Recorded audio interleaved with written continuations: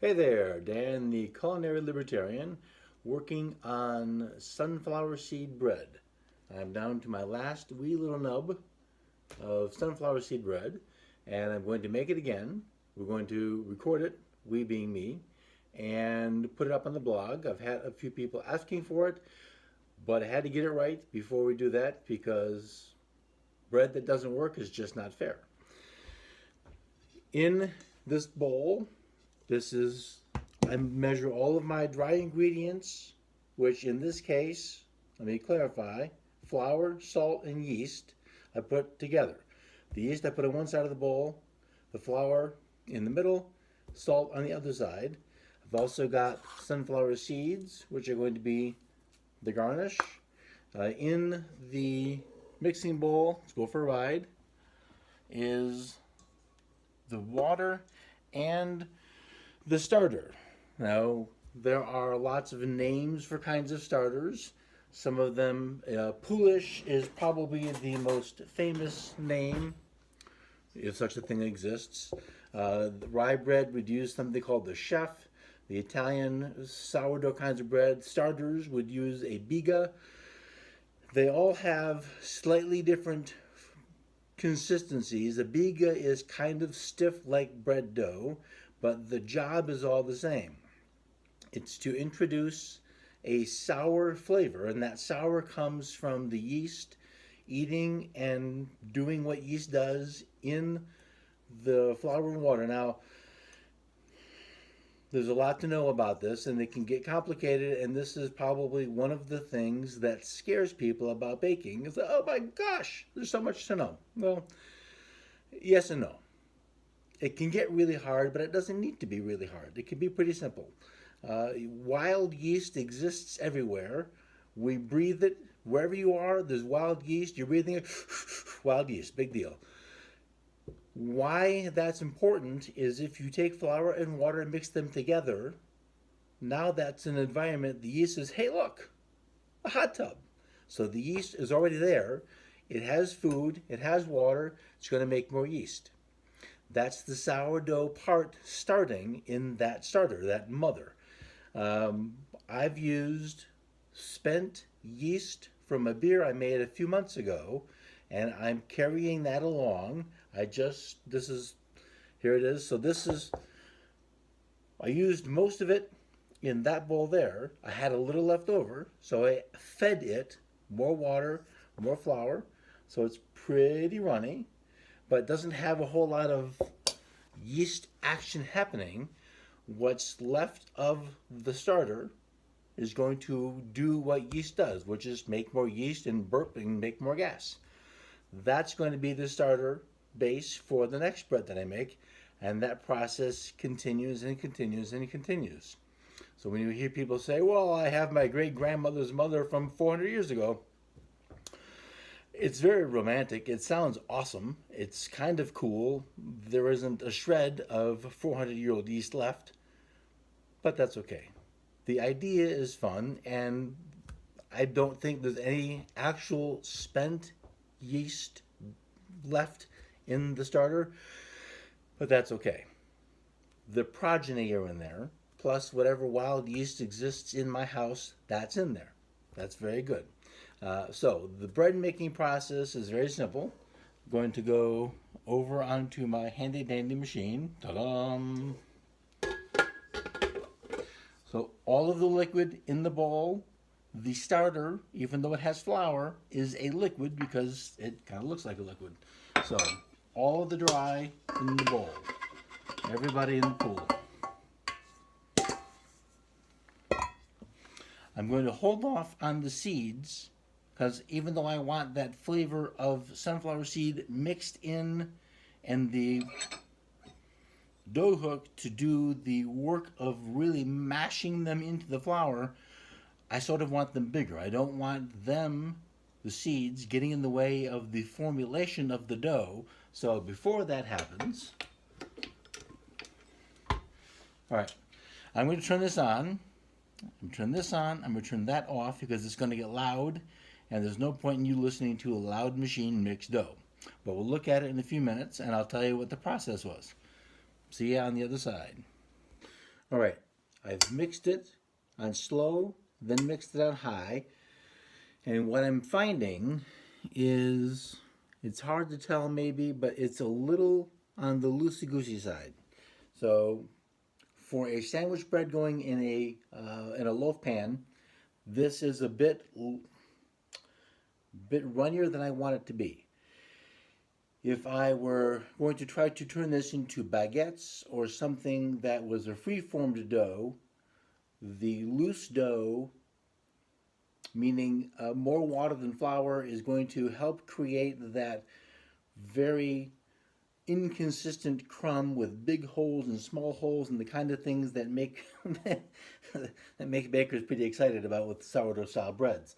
For this case, it's a bit not quite what I want to have for a sandwich loaf. So I'm going to add a couple of ounces of flour to this, mix it up together, and what I'm looking to have happen is, it's called a window pane test, which you turn the dough sort of into a window pane. So you spread it apart, and what you're looking to have happen, see how it's pulling apart there? So a couple things are going on. My starter was a little more acidic. That happens, a little more acidic than it would have been if I had made a starter with the intention of using it in this dough. The high level of acid compared to the other starter, which is what the recipe was built for, how it was written, that excess amount of acid is interrupting the gluten development. So instead of getting nice long strands of dough, it's tearing in places instead of being still having that gluten development. So that's kind of the downside, and we know what to do about that. The upside is that acid is going to give me what I like in a sourdough sandwich bread, is a good tart with the richness of the sunflower seeds, and then in a sandwich, all the stuff inside. It's going to help sort of give me a balance that I like. Now, I know about my tastes. I tend to like a sourer sourdough than other people. That's an easy thing to fix, not a big deal. So let me work on this, and we'll take a look as soon as I add some more flour to it, and then talk about what to do after that. All right, so I added a couple of ounces of flour. It's already looking better because it's sticking to the dough hook. And one of the things, we'll try to do this with the pour light I have, but I already feel it has more substance and heft to it. And when I'm pulling on it, one of the things we're looking for, it's hard to see there, but the window pane test, when you pull it and stretch it against the window to see, what you can see are the strands of gluten still stretching, but the dough doesn't tear. We're there.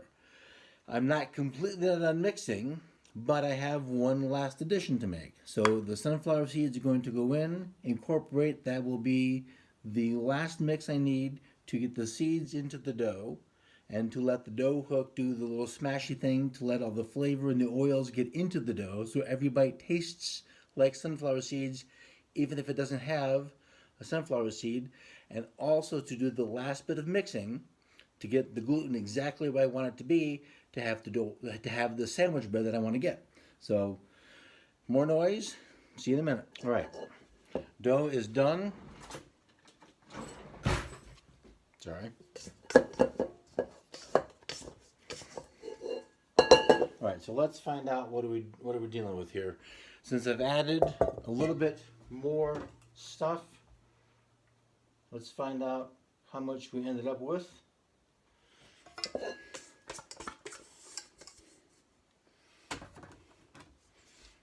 All right, so we're at 14 grams.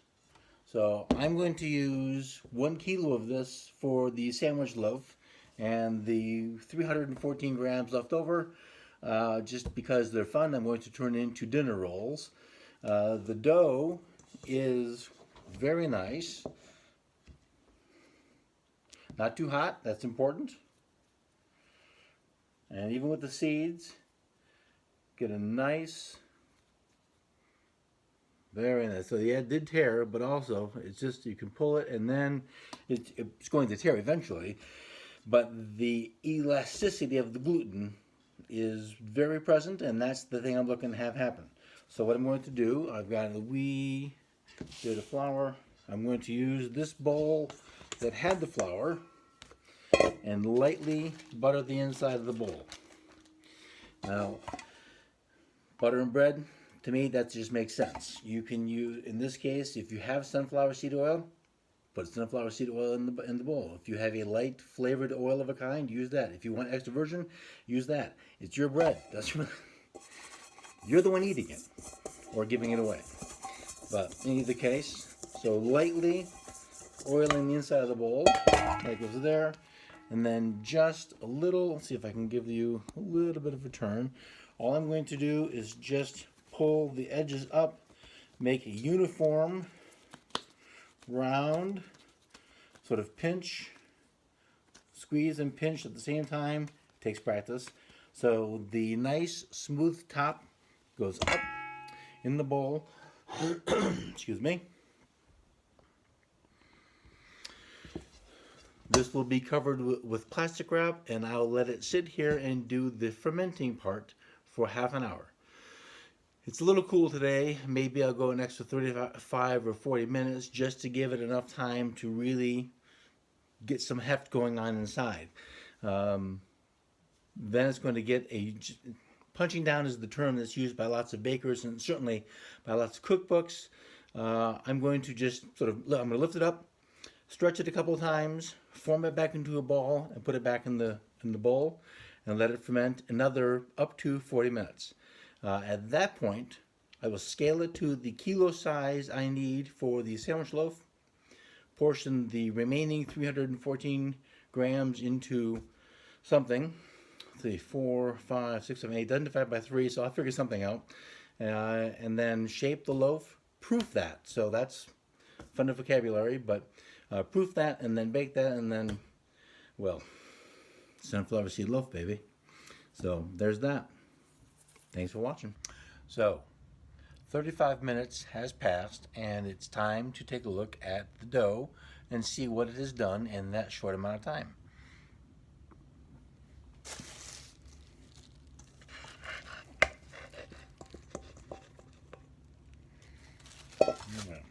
So it does have a little bit of air to it.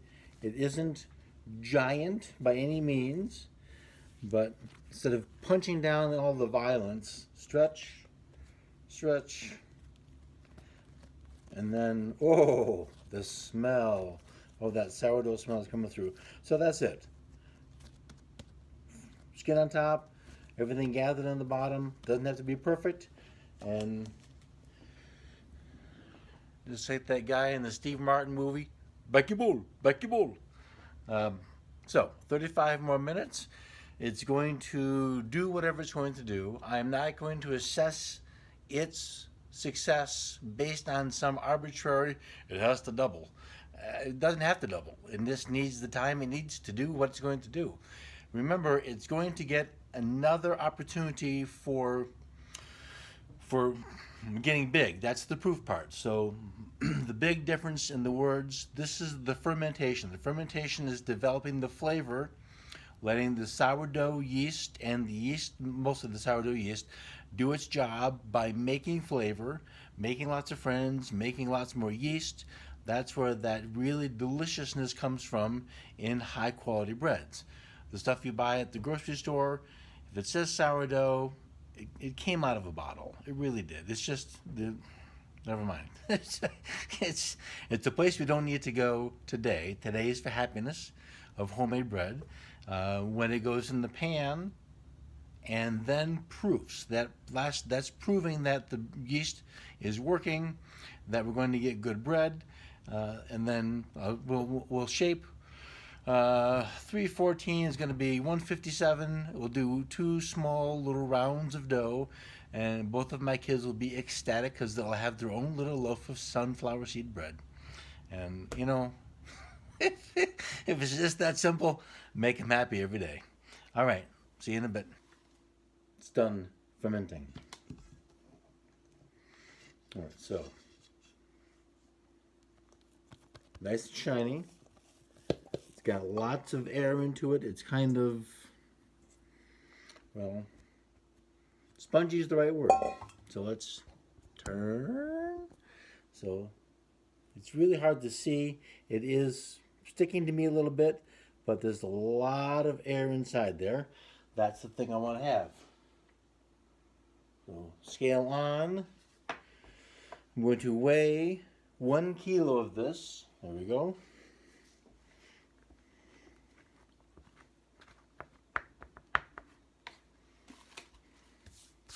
The flour.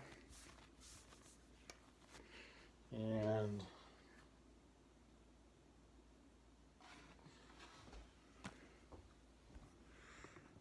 I'm going to go up.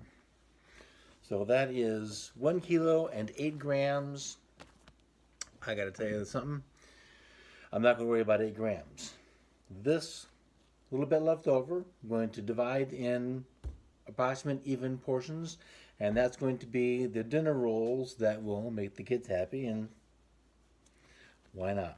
So let's turn back down. So what we're going to do, now that we are here, what I wanted to do is just give it a minute to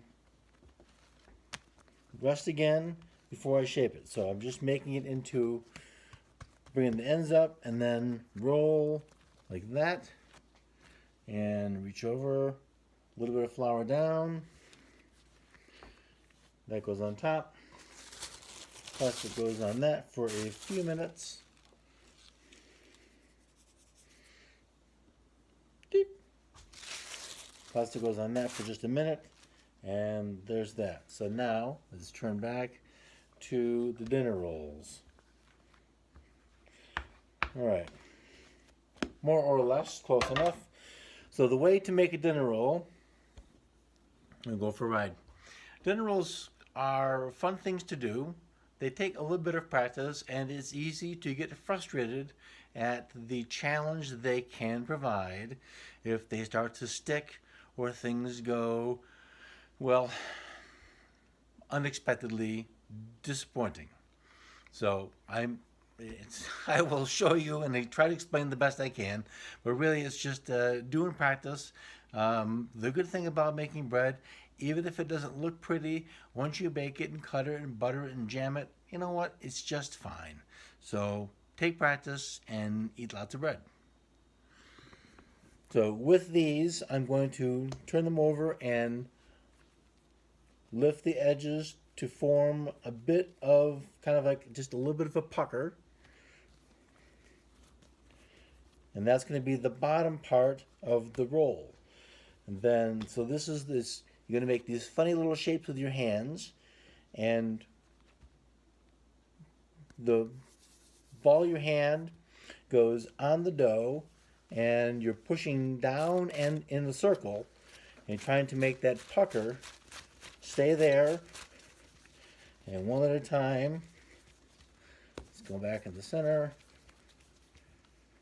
So pushing down and around to form a nice pucker and then nice smooth top. So the thing about breads, and one of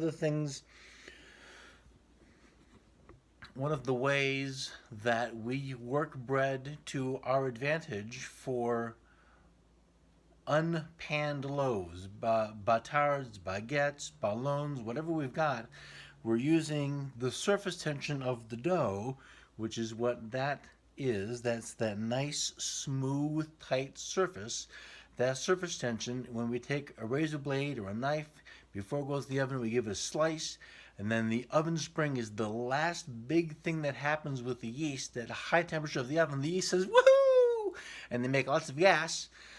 And then they die because it's too hot. But in between the making the gas and dying, they give that big burst of fluff of air to the dough.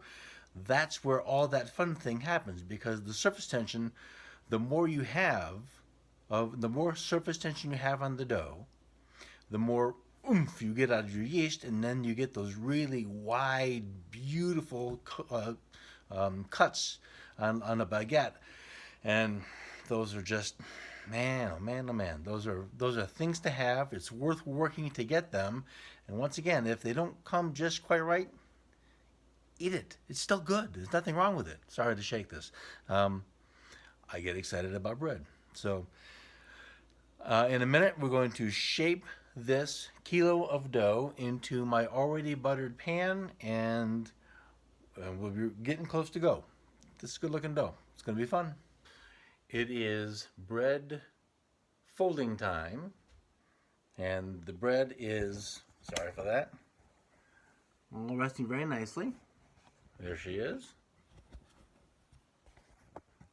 Turn, turn, spin, spin. All right, so what we're going to do is fit that into this by doing a few things.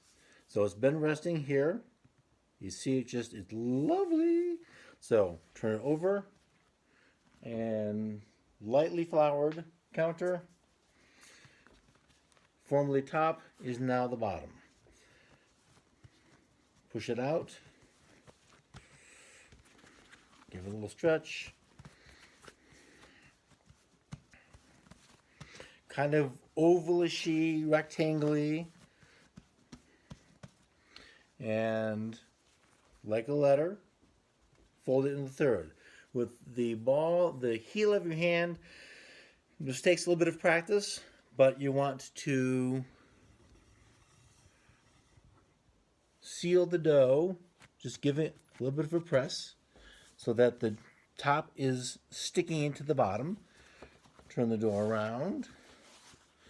And so we're going to fold this back again. Even if this part kind of goes in the middle, not a problem. I'm going to stretch it a little bit so that it keeps the size. And then the same thing.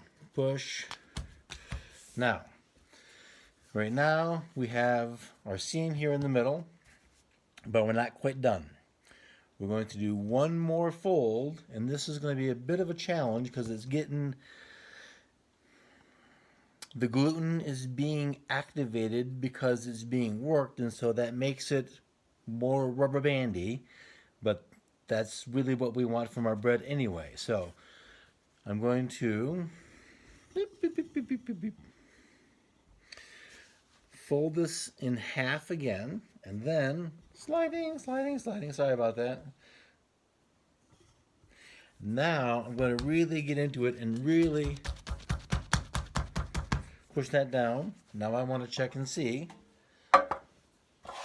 does my bread fit my pan? And it does. So now, pick up, in.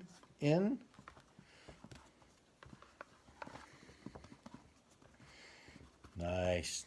And now what we have is fitting ever so nicely in there. I'm not all that worried about those edges because I'm going to push on that just to fill it. But as it sits in my proofer and as it grows in the pan, that's going to be taken care of. Now, the other two things I have are those two little rolls. That's going to be the thing we eat once it comes out of the hot oven because they taste good. No joke about it. Fresh out of the oven bread is yummy. However, fresh out of the oven bread isn't done baking. Yes, it's done with the hot, but now it needs the cool. So all of the things that happen, there's a lot of chemistry going on. Proteins and starches and sugar, so doing all kinds of things. Now they need to stop doing those things where they were previously in a kind of fluid cooking state. Now they need to go to a solid state, not like a TV. So sugar caramelizes, it needs to turn into caramel. Starches gelatinize, they need to sort of be more firm than liquid, and proteins coagulate. Well, we need all that stuff to go back to normal before we cut into the bread. I know, it's terrible, but we must wait. If we don't do that, really the thing that suffers is the bread. We let good bread turn bad. Okay, no, nothing horrible happens. But we've spent a lot of time on this, so let's get the most we can out of it. So we're going to take advantage of time with the loaf, let that turn as it ought, and we'll eat on the rolls when they're nice and hot, because yeah, it does. It tastes good. I know. And between you, me, and the mixer there, I cheat up on brioche. But anyway, so that's that, and we're going to proof and then bake. You can see that it hasn't really come above the top of the pan too much, but that's partly because it has a lot of starter in it, and partly because it has some of the extra sunflower seeds in there. Not a lot of extra weight, but a straight dough would have been more, above, it would have crowned more. But as it is, it has come up quite substantially. I want to leave some yeast left to give that nice big oven spring. And I also played with the buns and put one of them in a cute little pan like that, and the other one I made into a ta-da mini loaf. Isn't that just adorable? So I'm going to score the mini loaf, and I'm going to put an X into the little roll. This is going to stay plain, and then we're going to bake. And then hello there. Homework. And then, well, we're eating that. Yum, yum. This is what it looks like. Hot. One of the things we're looking for is the sound of hollow, not hello, hollow. And you do that by holding it in your hand. Hot pad's good. And a little tap. Takes a little bit of practice to figure out what is hollow and what is not. These have been, so time is our friend. We know at some point in time it's going to be done, and these are done. Part of the way we can tell is color. It's got a nice brown, hot, and the bigger loaf, also hot. As color, because it was in a bigger pan, the part with the pan isn't going to be as brown as the part where the convection oven or even a conventional oven is exposed. That's the sugar gelatinization. Sugar does, that's what it does, it caramelizes. Sorry, wrong word, sugar caramelization. A lot of stuff going on. The big one's still in, that's not ready yet, but it'll be out in a few minutes, and I am going to have some of this.